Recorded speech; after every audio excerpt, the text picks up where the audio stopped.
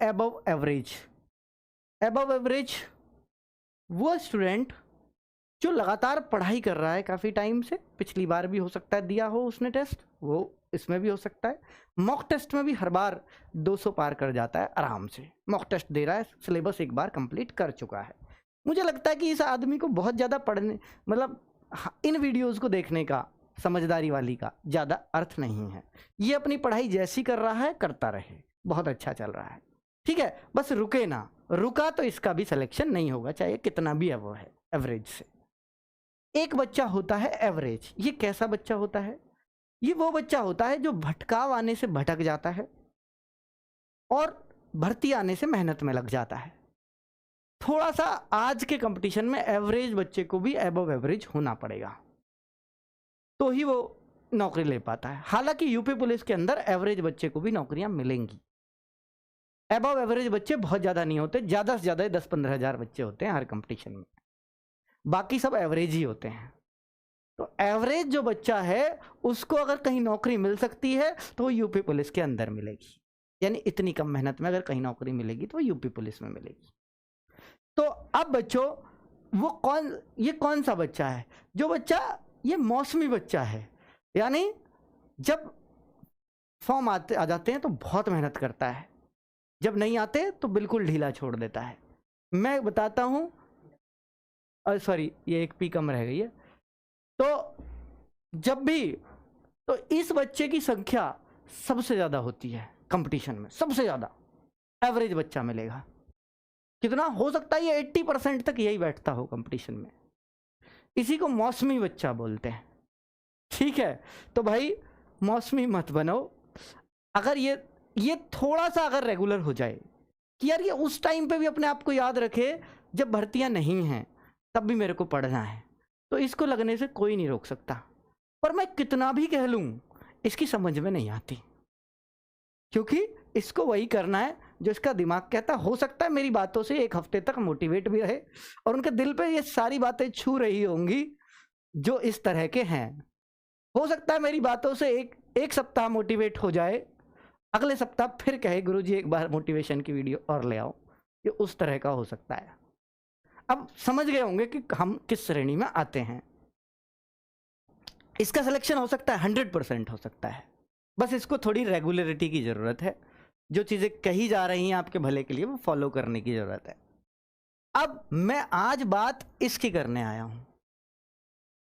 इसने कोर्स भी कर रखे हैं, इसने सब कुछ पढ़ रखा है, पर फेरेगा नहीं, रिवीजन भी नहीं करेगा, मॉक टेस्ट देना है तो यूं ही दे देगा, उसका कोई एनालिसिस नहीं करना क्या करना। वो तो एवरेज करता है कि भाई मेरे कहाँ कम रह गए, ये नहीं अरे जितने आ रहे हैं ठीक है, अभी क्या भर्ती आ रही है वो वाला है, कमेंट करने आ जाएगा भर्ती कब आ रही है। वो इन्फॉर्मेशन वीडियो बहुत मन से देखता है, खासियत भी है। अब मैं फ्रेशर की बात करता हूँ। फ्रेशर स्टूडेंट ही इन दोनों कैटेगरीज में बंटते हैं आगे चल करके। ये अगली श्रेणी है आपकी, फ्रेशर और बिलो एवरेज। बिलो एवरेज वो बच्चा है कि जो बहुत जगह उसने अपना मगज मारा है, पर वो अभी तक रुका कहीं नहीं है कि मुझे यहाँ पढ़ना है या वहाँ पढ़ना है। इस वजह से कोई भी सिलेबस बहुत अच्छे से कंप्लीट नहीं कर पाता और ये मॉक टेस्ट में ऐसे ही घूम रहा होता है जैसे एक फ्रेशर बच्चा ही टेस्ट दे रहा हो। तो भाई ये किसी की बातों पे विश्वास भी नहीं करता, क्योंकि इसको लगता होगा कि ऐसे नहीं सिलेक्शन होते, पर कैसे होते हैं शायद इसको ये भी पता नहीं है, इसलिए बिलो एवरेज रह गया। ठीक है, ये सबकी सुनेगा, उसकी भी सुन लेगा, उसकी भी सुन लेगा, उसकी भी, पर करनी किसी की भी नहीं है इसको, ना अपनी करनी है ना उनकी करनी है। कमी जरूर हो सकता है निकाल लेता हो एक आध बढ़िया तरीके से, क्योंकि सुननी ज़्यादा लोगों की है तो फिर तो कमी निकालने में माहिर हो ही जाएगा। चलिए मैं बिलो एवरेज से ये कहूँगा कि भाई आप एक प्लेटफॉर्म पकड़ लीजिए, इसको पकड़ लीजिए अगर आपको यहाँ अच्छा लगता है, या आपको जहाँ से अच्छा समझ में आता है वहाँ पकड़ लीजिए। कोई भी स्टूडेंट कमज़ोर या होशियार नहीं होता, होशियार बच्चे की बस मेहनत थोड़ी सी ज़्यादा होती है कमज़ोर से, इतना ही फ़र्क है।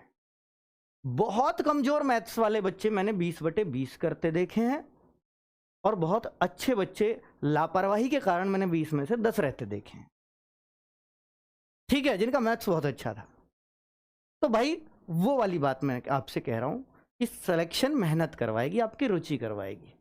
आप ये नहीं कह सकते कि मम्मी या पापा तो कुछ कह ही नहीं रहे, मास्टर के मेरे पास है नहीं, ये मेरे मम्मी पापा से शिकायत कर नहीं सकता वहां से बाहर निकल के मोबाइल में से, तो भाई मैं क्यों पढ़ूं। तो जब तक ये सोच नहीं आएगी, मैं हमेशा कहता हूं, कोई माँ बाप अपने बच्चे को मिलाने ले आता है मुझसे कि सर ये कैसे लगेगा, मन की आप जो लेके आए हो ना इसको, ये ऐसे तो लगेगा ही नहीं, आपके कहने से पढ़ता है तो भी नहीं लगेगा। ये सिर्फ एक ही तरीके से लग सकता है, जब इसके अंदर ये भाव आ जाए कि मुझे लगना है, तो ही ये लग सकता है, नहीं दुनिया की कोई ताकत जो आज का कंपटीशन है नहीं लगा सकती। 2009, 10, 11 का ऐसा कंपटीशन होता था कि माँ बाप डांट कर बैठा दो पढ़ने, और बच्चा किताब खोल के बैठ भी जाता था कि ये कब सोएंगे, मैं कब उठूंगा, पर देख लूं 2-4 इतने क्वेश्चन, और उतने देखने देखने में उसके कभी रुचि आ गई तो 1 घंटा पढ़ लिया, उतने में सिलेक्शन हो जाता था। पापा ने यही तभी बैठ के पढ़े, बस वो दौर चला गया है। अब पापा कितना भी कह ले, बच्चा पढ़ रहा है आपके कहने से तो खुश नहीं होना है, क्योंकि वो आपके कहने से पढ़ रहा है। जिस दिन इसमें खुद की अकल आ जाएगी कि मुझे लगना है, और अगर मैं नहीं लगा तो मेरे पास ऑप्शन कुछ भी नहीं है, इसलिए मेरे को यहां नौकरी लेनी ही होगी, तो ये उसी दिन लग जाएगा, बस इसको पढ़ाई करनी बाकी रह जाएगी। ठीक है, अब मैं फ्रेशर की बात कर रहा हूं।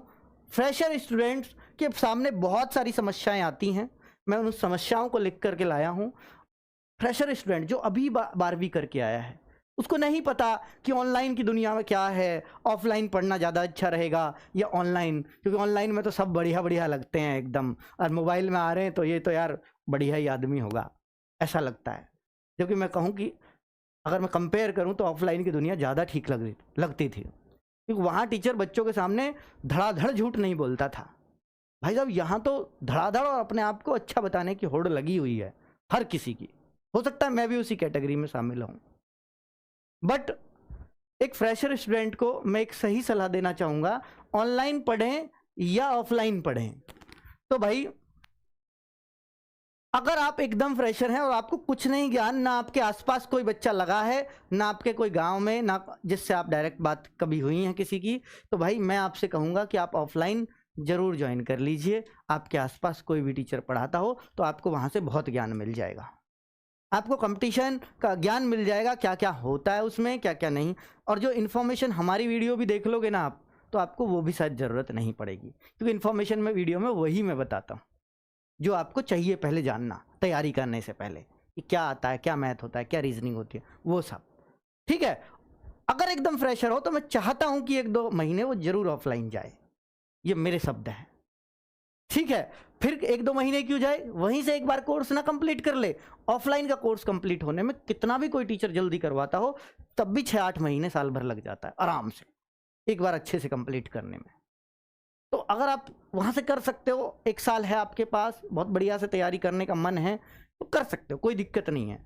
पर वहाँ क्या करोगे कि वहाँ का भी बच्चा आजकल एडवांस हो रहा है, वो आप ऑफलाइन में जाते होगे, वहाँ जाकर के देख रहा है यार ये उस ऑनलाइन चैनल से पढ़ रहा है, ये उससे पढ़ रहा है, ये उससे, अच्छा इसीलिए इनके नंबर ज़्यादा आ रहे हैं।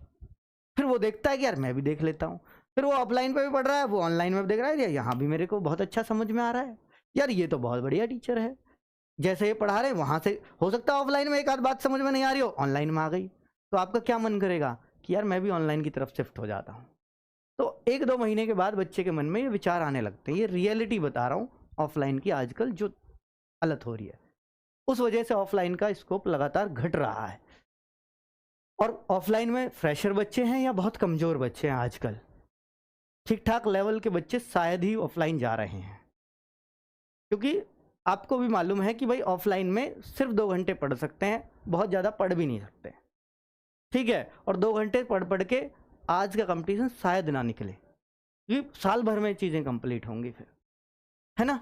चलिए, तो किस सब्जेक्ट को कहाँ से तैयार करें फिर, तो आप ऑनलाइन ऑफलाइन का विकल्प चुनते समय ये जरूर ध्यान रखना कि क्या मैं ऑनलाइन क्लास देखूं तो मेरी समझ में आ रहा है, ये जरूरी है ये बात। अगर आ रहा है, किसी भी चीज़ की नीड नहीं पड़ रही है आपको, तो आप ऑनलाइन पढ़ लीजिए। अगर आपको लगता है नहीं मुझे नीड बहुत सारी चीज़ों की पड़ रही है, मैं तो फिर किससे पूछूंगा, ये मेरे बहुत सारे मन में डाउट चल रहे हैं, इन डाउट्स को मैं कहाँ से पूछूंगा, तो फिर आप ऑफलाइन ज्वाइन कर सकते हो। उससे थोड़ा सा आपको आइडिया लग जाता है और टीचर सामने होता है, एक विश्वास रहता है कि यार मेरा नहीं हो रहा, मैं टीचर से पूछूंगा। ठीक है, तो किस सब्जेक्ट को कहाँ से पढ़ें, मैं आपको एक बात यहाँ बता